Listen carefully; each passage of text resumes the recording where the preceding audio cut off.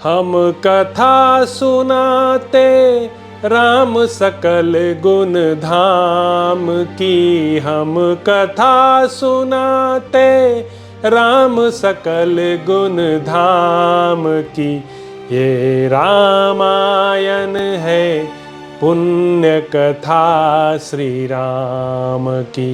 ये रामायण है पुण्य कथा श्री राम की। जम्बूदीपे भरत खंडे आर्यावर्ते भारतवर्षे एक नगरी है विख्यात अयोध्या नाम की। यह जन्म भूमि है परम पूज्य श्री राम की।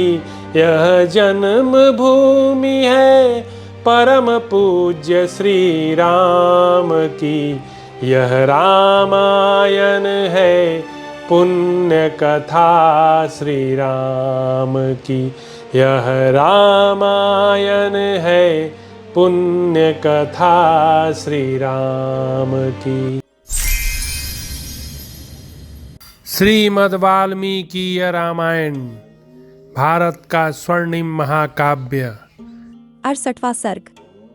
जटायु का प्राण त्याग और श्री राम द्वारा उनका दाह संस्कार। भयंकर राक्षस रावण ने जिसे पृथ्वी पर मार गिराया था, उस गृधराज जटायु की ओर दृष्टि डालकर भगवान श्रीराम मित्रोचित गुण से संपन्न सुमित्रा कुमार लक्ष्मण से बोले, भाई, यह पक्षी अवश्य मेरा ही कार्य सिद्ध करने के लिए प्रयत्नशील था, किंतु उस राक्षस के द्वारा युद्ध में मारा गया। यह मेरे ही लिए अपने प्राणों का परित्याग कर रहा है। लक्ष्मण, इस शरीर के भीतर इसके प्राणों को बड़ी वेदना हो रही है, इसीलिए इसकी आवाज बंद होती जा रही है तथा यह अत्यंत व्याकुल होकर देख रहा है। लक्ष्मण से ऐसा कहकर श्री राम उस पक्षी से बोले, जटायु, यदि आप पुनः बोल सकते हो तो आपका भला हो। बताइए, सीता की क्या अवस्था है और आपका वध किस प्रकार हुआ? जिस अपराध को देखकर रावण ने मेरी प्रिय भार्या का अपहरण किया है, वह अपराध क्या है और मैंने उसे कब किया? किस निमित्त को लेकर रावण ने आर्या सीता का हरण किया है? पक्षी प्रवरः सीता का चंद्रमा के समान मनोहर मुख कैसा हो गया था तथा उस समय सीता ने क्या क्या बातें कही थीं? तात, उस राक्षस का बल पराक्रम तथा रूप कैसा है? यह क्या काम करता है और उसका घर कहाँ है? मैं जो कुछ पूछ रहा हूं यह सब बताइए। इस तरह अनाथ की भांति विलाप करते हुए श्रीराम की ओर देखकर धर्मात्मा जटायु ने लड़खड़ाती जबान से यूं कहना आरंभ किया, रघुनंदन, दुरात्मा राक्षसराज रावण ने विपुल माया का आश्रय ले आंधी पानी की सृष्टि करके घबराहट की अवस्था में सीता का हरण किया था। तात, जब मैं उससे लड़ता लड़ता थक गया, उस अवस्था में मेरे दोनों पंख काटकर वह निशाचर विदेहनदिनी सीता को साथ लिए यहाँ से दक्षिण दिशा की ओर गया था। रघुनंदना, अब मेरे प्राणों की गति बंद हो रही है, दृष्टि घूम रही है और समस्त वृक्ष मुझे सुनहरे रंग के दिखाई देते हैं। ऐसा जान पड़ता है कि उन वृक्षों पर खश्के केश जमे हुए हैं।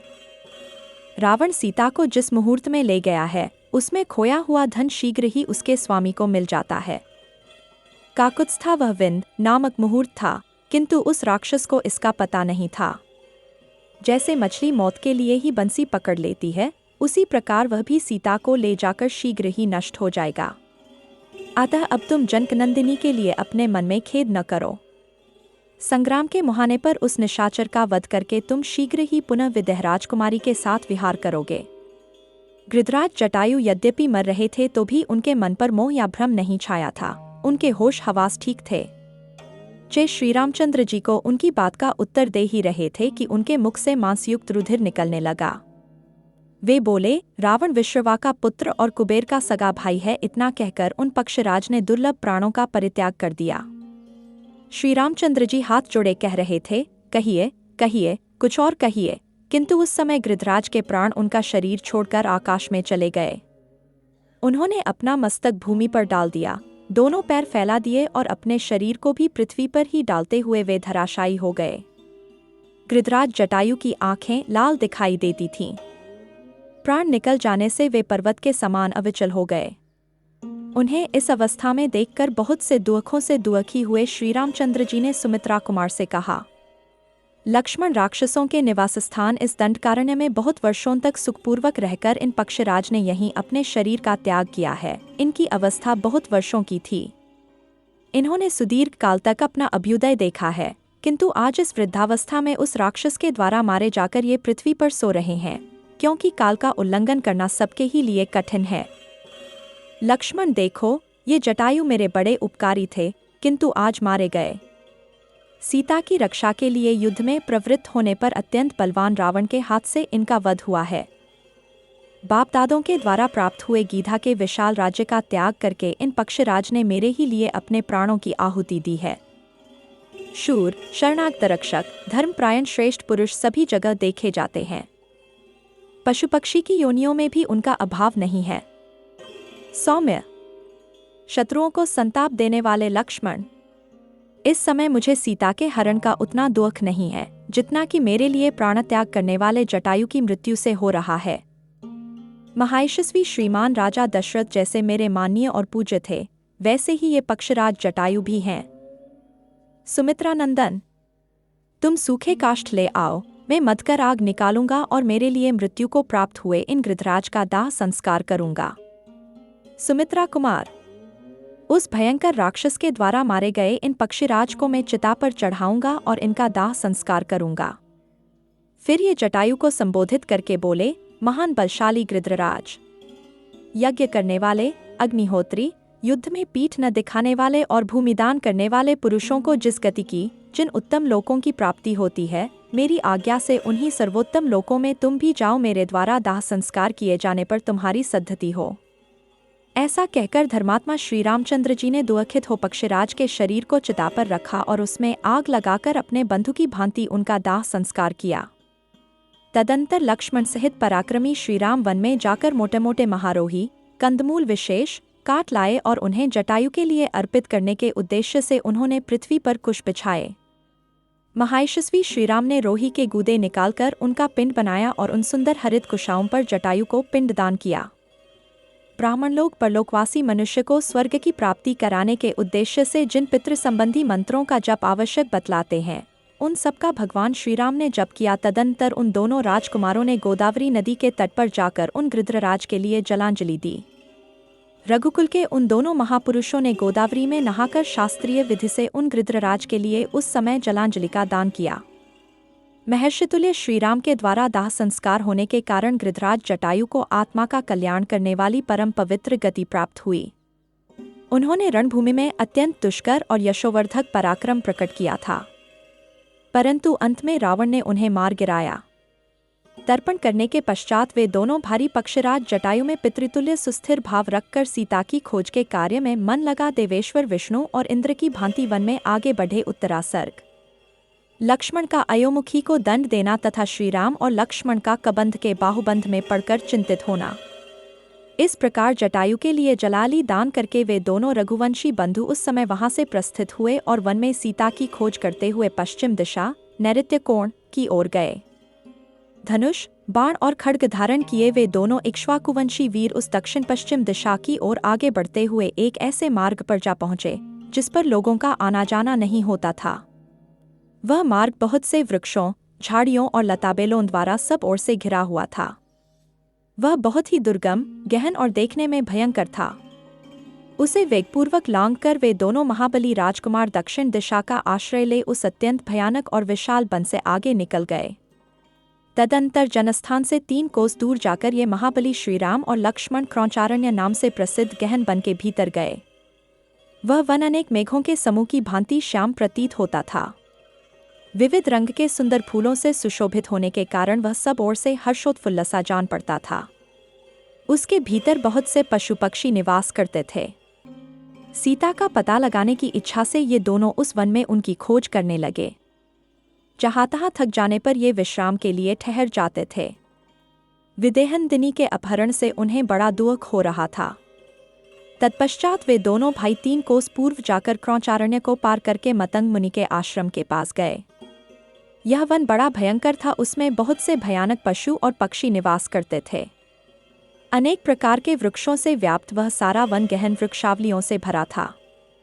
वहां पहुंचकर उन दशरथ राजकुमारों ने वहां के पर्वत पर एक गुफा देखी जो पाताल के समान गहरी थी।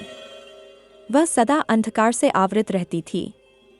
उसके समीप जाकर उन दोनों नरश्रेष्ठ वीरों ने एक विशालकाय राक्षसी देखी जिसका मुख बड़ा विकराल था। वह छोटे छोटे जंतुओं को भय देने वाली तथा देखने में बड़ी भयंकर थी।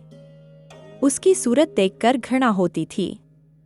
उसके लंबे पेट, तीखी दावें और कठोर त्वचा थी। वह बड़ी विकराल दिखाई देती थी।